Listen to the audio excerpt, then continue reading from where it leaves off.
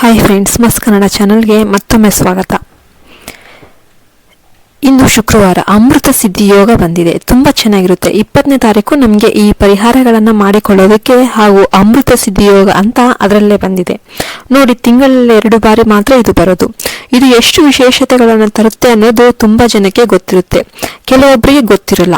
ಸುಮಾರು ಜನ ಹೆಣ್ಮಕ್ಳು ನಾವೇನಾದ್ರೂ ಹೊಸದಾಗಿ ಮಾಡ್ಕೊಳ್ಬೇಕು ಅಂತ ವ್ಯಾಪಾರ ಆಗಿರ್ಬೋದು, ವ್ಯವಹಾರ ಆಗಿರ್ಬೋದು, ಅಥವಾ ಏನಾದ್ರೂ ಹೊಸದಾಗಿ ಪ್ರಾರಂಭ ಮಾಡ್ತಾ ಇದ್ರೆ ನೀವೇನಾದ್ರೂ ನಿಮ್ಮ ಮಕ್ಕಳಿಗೆ ಅಂತ ನಿಮ್ಗೆ ಏನಾದ್ರೂ ಮಾಡಬೇಕು ಅಂತ ಅನ್ಸಿದ್ರೆ, ಏನಾದ್ರೂ ತಗೋಬೇಕು, ಪರ್ಚೇಸ್ ಮಾಡಬೇಕು ಅಂದ್ರೆ, ಮನೆಯನ್ನ ಶಿಫ್ಟ್ ಮಾಡಬೇಕು ಅಂದ್ರೆ, ಮದುವೆ ಮಾಡಬೇಕು, ಮಕ್ಕಳಿಗೆ ಏಜ್ಗೆ ಬಂದಿದ್ದಾರೆ ಅಂತ ಅವ್ರಿಗೆ ಏನಾದ್ರೂ ಒಂದು ಹೊಸ ಕೆಲಸನ ಮಾಡಬೇಕು, ಹೀಗೆ ಏನಾದ್ರೂ ನಾವು ಮಾಡಬೇಕು ಅಂತ ಅನ್ಕೊಂಡ್ರೆ ಈ ದಿನಗಳನ್ನ ನೀವು ಆಯ್ಕೆ ಮಾಡ್ಕೋಬೇಕು. ಈ ರೀತಿಯ ದಿನಗಳಲ್ಲಿ ಮನೆಯನ್ನ ಕೊಂಡುಕೊಳ್ಳೋದು, ಅಡ್ವಾನ್ಸ್ ಕೊಡೋದಕ್ಕೆ ಹೋಗೋದು, ಅಥವಾ ಮಕ್ಕಳಿಗೆ ಏನಾದ್ರೂ ನೀವು ಕಲಿಸ್ತಾ ಇದ್ರೆ ಟ್ಯೂಷನ್ಗೆ ಹಾಕಬೇಕು ಅಂದ್ರೆ, ಅಡ್ಮಿಷನ್ ಮಾಡಿಸ್ಬೇಕು ಅಂದ್ರೆ, ಸ್ಕೂಲ್ ಕಾಲೇಜು ಯಾವುದೇ ಇರಬಹುದು, ಹೊಸದಾಗಿ ನೀವು ಮಾಡ್ತಾ ಇದ್ರೆ ಈ ದಿನಗಳನ್ನು ಆಯ್ಕೆ ಮಾಡ್ಕೊಳ್ಳಿ. ತುಂಬ ಚೆನ್ನಾಗಿರುತ್ತೆ. ಅಭಿವೃದ್ಧಿ ಅನ್ನೋದು ಜಸ್ಟ್ ಫುಲ್ ಡೆವಲಪ್ಮೆಂಟ್ ಆಗಿ ಬೆಳೀತಾರೆ. ಮಕ್ಕಳಿಗೆ ಕಾನ್ಸಂಟ್ರೇಷನ್ ಅನ್ನೋದು ತುಂಬ ಚೆನ್ನಾಗಿರುತ್ತೆ. ಹಾಗೆ ಎಷ್ಟೋ ಜನ ವೆಹಿಕಲ್ಸು ತಗೋಬೇಕು ಅಂತ ಇದ್ರೆ ಈ ದಿನವನ್ನು ಅಡ್ವಾನ್ಸ್ ಕೊಟ್ಟು ತಗೋಬಹುದು. ಪ್ರಾಪರ್ಟಿಗಳನ್ನು ತಗೊಳ್ಳೋರು, ಮಾತುಕತೆಗೆ ಹೋಗ್ತಾ ಇದ್ದೀನಿ ಅಂತ ಏನಾದರೂ ಅಂದರೆ ಈ ದಿನಗಳನ್ನು ಆಯ್ಕೆ ಮಾಡ್ಕೊಳ್ಳಿ. ಅಕಸ್ಮಾತ್ ನಿಮಗೆ ತಿಂಗಳಲ್ಲಿ 2 ಬಾರಿ ಬರ್ತಾ ಅಲ್ವಾ, ಅದನ್ನು ಮುಂಚೆನೇ ತಿಳಿಸೋದ್ರಿಂದ ನೀವು ಆರಾಮಾಗಿ ಆ ದಿನಕ್ಕೆ ಆ ಒಂದು ಡೇಟನ್ನು ಫಿಕ್ಸ್ ಮಾಡ್ಕೊಂಡಿದ್ರೆ ಆ ದಿನಗಳಲ್ಲಿ ನೀವು ಈ ಶುಭ ಕೆಲಸಗಳನ್ನು ಮಾಡಿಕೊಂಡಾಗ ನಿಮ್ಮ ಜೀವನ ಇನ್ನಷ್ಟು ಚೆನ್ನಾಗಿರುತ್ತೆ, ಉತ್ತಮವಾಗಿರುತ್ತೆ. ತುಂಬ ಜನ ಇನ್ನಷ್ಟು ನಾವು ಹೆಣ್ಮಕ್ಳು ಚಿನ್ನ ತಗೋಬೇಕು ಅಂತ ಆಸೆ ಇರುತ್ತಲ್ವಾ, ಮಕ್ಕಳಿಗೆ ಮಾಡಿಸ್ಕೊಳ್ಬೇಕು ಅಥವಾ ಅವರೇ ತಗೋಬೇಕು ಅಂತ ಅನ್ನೋರು, ಅಂತ ಈ ಎಲ್ಲ ಆಸೆ ಇದ್ದವರು ಬೇಕಾದರೆ ಹೋಗಿ ಈ ದಿನಗಳಲ್ಲಿ ಚಿನ್ನವನ್ನು ತಗೊಂಡು ಬರಬಹುದು. ದುಡ್ಡಿದೆ ತಗೊಂತೀವಿ ಅಂತ ಅನ್ನೋದಾದರೆ ಆರಾಮಾಗಿ ತಗೊಳ್ಳಿ. ದುಡ್ಡಿಲ್ಲ ಅಂದರೆ ಒಳ್ಳೆ ದಿನ ಅಂತ ತಿಳಿಸಿರ್ತೀರಲ್ವ, ಆ ದಿನ ಹೋಗಿ ಸಾಲ ಮಾಡಿ ಆದರೂ ತಗೊಂಡು ಬರಬಹುದು. ಒಬ್ಬರ ಮೈಂಡ್ ಸೆಟ್ ಹೆಂಗಿರುತ್ತೆ ಅಂದರೆ, ದಯವಿಟ್ಟು ಸಾಲಗಳನ್ನು ಮಾಡಿ ಮಾತ್ರ ತಗೊಂಡು ಬರಬಾರ್ದು. ಇನ್ನೂ ಕಷ್ಟಗಳು ಜಾಸ್ತಿ ಆಗುತ್ತೆ. ನಮ್ಮ ಹತ್ರ ಇದೆ, ನಮಗೆ ಅವಶ್ಯಕತೆ ಇದೆ ಅಂದರೆ ಮಾತ್ರ ಬೇಕೇ ಬೇಕು ಅಂತ ನಾವು ಇರ್ತೀವಲ್ವಾ, ಅದಕ್ಕೆ ದುಡ್ಡನ್ನು ಸೇರಿಸಿ ಇಟ್ಟಿರ್ತೀವಿ ನೋಡಿ. ಅಂತಹ ದಿನಗಳನ್ನು ಆಯ್ಕೆ ಮಾಡ್ಕೊಳ್ಳಿ, ಅಷ್ಟೇ ಒಳ್ಳೆಯದಾಗುತ್ತೆ. ಇನ್ನು ಕಷ್ಟಪಟ್ಟು ಮತ್ತೆ ನಾವು ಬೇರೆ ರೀತಿಯಲ್ಲಿ ತಗೊಂಡು ಬರೋದಕ್ಕೆ ಯಾವುದೇ ಕಾರಣಕ್ಕೂ ಕೂಡ ಮನಸ್ಸನ್ನು ಮಾಡಬಾರ್ದು.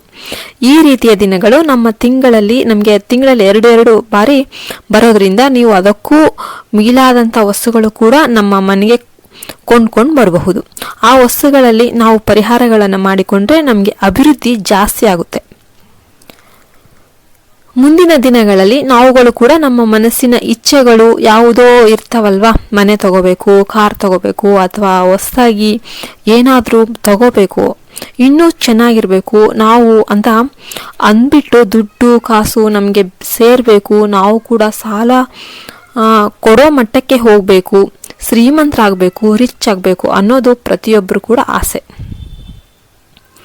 ಅವರವರ ಆಸೆಗಳು ಅನ್ನೋದು ಅದು ಜಾಸ್ತಿ ಅಂದರೆ ಅಭಿವೃದ್ಧಿ ಜಾಸ್ತಿ ಆಗೋದಕ್ಕೆ ಕೆಲಸ ಉತ್ತಮವಾಗಿ ನಾವು ಮಾಡಿಕೊಂಡು ಅದರಲ್ಲೇ ನಾವು ಅಭಿವೃದ್ಧಿ ಆಗಬೇಕು. ನಾವು ಮಾಡುವಂಥ ಕೆಲಸಗಳಲ್ಲಿ ಯಶಸ್ವಿಯನ್ನು ಗಳಿಸೋದಕ್ಕೆ ಈ ದಿನಗಳು ಸಾಕ್ಷಿಯಾಗುತ್ತೆ. ಅದಕ್ಕೆ ಈ ವಸ್ತುಗಳು ಅಲ್ಲದೆ ನೀವು ನಿಮ್ಮ ಮನೆಗೆ ಯಾವ ವಸ್ತುಗಳನ್ನು ಕೊಂಡುಕೊಂಡು ಬರಬಹುದು. ಹಾಗೆ ಈ ದಿನ ಮರೆಯದೆ ಶುಕ್ರವಾರ ಅಮೃತ ಸಿದ್ಧಿ ಯೋಗ, ಈ 2ನ್ನ ನೆನಪಲ್ಲಿ ಇಟ್ಕೋಬೇಕು. ಸಾಧಾರಣವಾಗಿ ಶುಕ್ರವಾರದ ದಿನ ನಾವು ಹಾಲು, ಮೊಸರು, ಈ ಹುಣಸೆ ಹಣ್ಣು ಇದನ್ನು ಎಲ್ಲರಿಗೂ ಅಂದ್ರೆ ಅಕ್ಕಪಕ್ಕದಲ್ಲಿರ್ತಾರಲ್ವಾ, ಪಕ್ಕದ ಮನೆಯವರು, ಅವರಿಗೆಲ್ಲ ಕೊಡೋದಕ್ಕೆ ಹೋಗಬಾರ್ದು. ಶುಕ್ರವಾರದ ದಿನಗಳಲ್ಲಿ ಕೊಡೋದಕ್ಕೆ ಹೋಗಲೇಬಾರ್ದು. ಇನ್ನು ಅಂಗಡಿಯಿಂದ ನೀವು ಮನೆಗೆ ಕೊಂಡುಕೊಂಡು ಬನ್ನಿ. ಇನ್ನು ಅದರ ಜೊತೆ ಮರೆಯದೆ ಕಲ್ಲುಪ್ಪನ್ನು ಕೂಡ ತಗೊಂಡು ಬನ್ನಿ. ಯಾಕಂದರೆ ಅಮೃತ ಸಿದ್ಧಿ ಯೋಗ ಬಂದಿದೆ ನೋಡಿ ಸ್ನೇಹಿತರೆ. ಈ ದಿನಗಳಲ್ಲಿ ನಮಗೆ ಎಷ್ಟು ಬೇಕೋ ಅಷ್ಟು ಕಲ್ಲುಪ್ಪನ್ನು ನಾವು ತಗೊಂಡು ಬಂದು ಇಟ್ಕೊಂಡಾಗ ಪರಿಹಾರ ಮಾಡಿಕೊಳ್ಬಹುದು ಮತ್ತು ಅಡುಗೆಗೆ ಕೂಡ ಬಳಸ್ಬೋದು. ಇದು ತುಂಬ ಚೆನ್ನಾಗಿರುತ್ತೆ. ಗಾಜಿನ ಬಾಟಲ್ನಲ್ಲಿ ಹಾಕೋಬೇಕು. ಯಾವಾಗಲೂ ಅಷ್ಟೇ. ಪ್ಲಾಸ್ಟಿಕ್ ಅನ್ನೋದು ರಾಹುಕಾರಕ. ರಾಹು ಕಲ್ಲುಪ್ಪು ಸೇರಿದಾಗ ನಮಗೆ ಇನ್ನೂ ರೋಗಗಳು ಜಾಸ್ತಿ ಆಗುತ್ತೆ. ಮನೆಯಲ್ಲಿ ಅಭಿವೃದ್ಧಿ ಅನ್ನೋದು ಮಾತೇ ಬರೋದಿಲ್ಲ.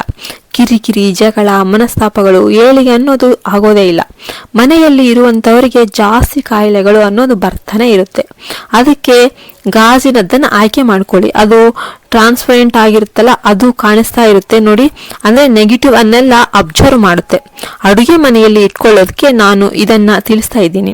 ಹಾಗೂ ನೀವು ಮರೆಯದೆ ಒಂದು ಗಾಜಿನ ಬಾಟಲ್ನ ಒಂದು ಕಲ್ಲುಪ್ಪಿಗಾಗಿ ಇಟ್ಕೊಂಡಿರ್ತೀವಲ್ವಾ, ಅದರಲ್ಲಿ ನೆಗೆಟಿವ್ ಅನ್ನ ಅಬ್ಸರ್ವ್ ಮಾಡುತ್ತೆ. ಗಾಜು ಕಲ್ಲುಪ್ಪು ಅಬ್ಸರ್ವ್ ಮಾಡಿದಾಗ ಮತ್ತೆ ನಾವು ಅದನ್ನು ಅಡುಗೆಗೆ ಬಳಸ್ತೀವಲ್ವಾ, ಹಾಗೆ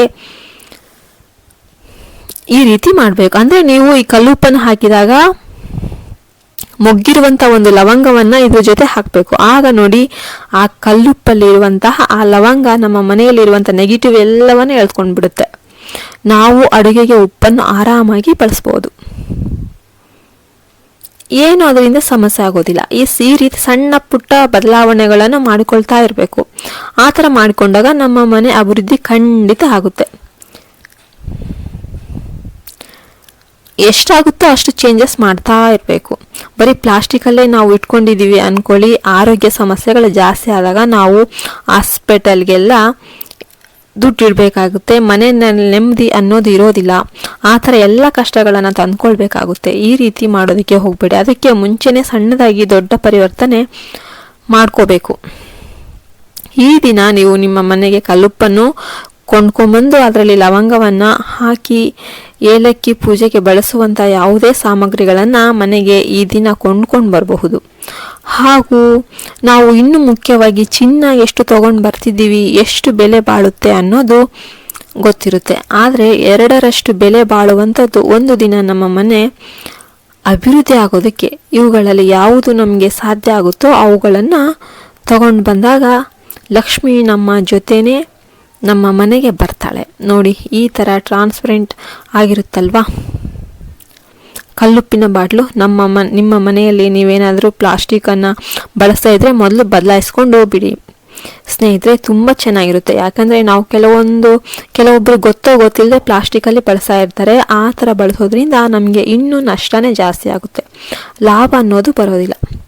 ಯಾವತ್ತೂ ಕಲ್ಲುಪ್ಪನ್ನು ಯಾವುದೇ ಉಪ್ಪನ್ನು ಪ್ಲಾಸ್ಟಿಕಲ್ಲೇ ಹಾಕಬಾರ್ದು.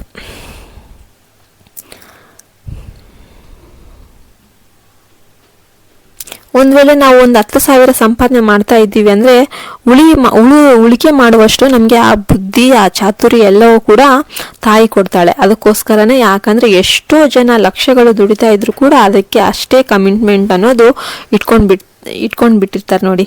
ಮತ್ತೆ ಮಾರನೇ ದಿನಕ್ಕೆಲ್ಲ ಕೈ ಖಾಲಿ ಮಾಡಿಕೊಂಡಿರ್ತಾರೆ, ಬಿಡಿಗಾಸು ಕೂಡ ಇರೋದಿಲ್ಲ.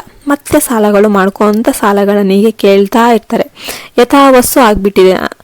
ಈಗೇನೆ ಎಷ್ಟು ದುಡಿದ್ರೂ ಕೈಯಲ್ಲಿ 5 ಪೈಸೆನೂ ದುಡ್ಡು ಇರೋದಿಲ್ಲ. ಹೀಗೆ ಆಗ್ತಾ ಇದ್ದಾಗ ಕಲ್ಲುಪ್ಪನ್ನು ತಗೊಂಡು ಬರ್ತೀವಲ್ವ, ಶುಕ್ರವಾರ ನೀವು ನಿಮ್ಮ ಮನೆಯಲ್ಲಿ ಬಾತ್ರೂಮನ್ನು, ದೇವರ ಮನೆಯನ್ನು ಹೊರತುಪಡಿಸಿ ಇನ್ನೆಲ್ಲ ಕಡೆನೂ ಒಂದೊಂದು ಮೂಲೆಯಲ್ಲೂ ಕೂಡ ಚಿಕ್ಕ ಚಿಕ್ಕ ಗಾಜಿನ ಪಾತ್ರೆಗಳಲ್ಲಿ ಕಲ್ಲುಪ್ಪು ಹಾಕಿಬಿಟ್ಟು ಇಟ್ಬಿಡಿ. ಇದನ್ನು 10 ದಿನ ಅಥವಾ 11 ದಿನ ಮಾಡಿ ನೋಡಿ. ಇದರಿಂದ ಎಷ್ಟು ನೆಗೆಟಿವ್ ಅನ್ನೋದು ಅಬ್ಸರ್ವ್ ಮಾಡಿಕೊಂಡಿರುತ್ತೆ ಅಂತ. ಸುಖ, ಶಾಂತಿ, ಸಮೃದ್ಧಿ ಅನ್ನೋದು ನಿಮ್ಮ ಬಾಳಲ್ಲಿ ಬರುತ್ತೆ. ಕಿರಿಕಿರಿ ಅನ್ನೋದು ಮಾಯ ಆಗುತ್ತೆ. ನಿಮಗೆ ಕೇಳ್ಕೊಂಡಿರುವಂತಹ ದುಡ್ಡು, ಬಯಸಿದಂತಹ ಜೀವನ ಅನ್ನೋದು ನಿಮಗೆ ಸಿಗುತ್ತೆ. ಇದನ್ನು ಮತ್ತೆ ನೀವು ಇದರಲ್ಲಿ ಹಾಕಿಬಿಟ್ಟು, ಅಂದರೆ ನೀರು ಕರಗಿಸ್ಬಿಟ್ಟಾದರೂ ಹಾಕ್ಕೊಬಿಡ್ಬೋದು, ಇಲ್ಲಾಂದರೆ ನೀವು ಆ ಸಿಂಕಲ್ಲಿ ಹಾಕಿಬಿಟ್ಟು ನೀರನ್ನು ಬಿಟ್ಬಿಡ್ಬೋದು.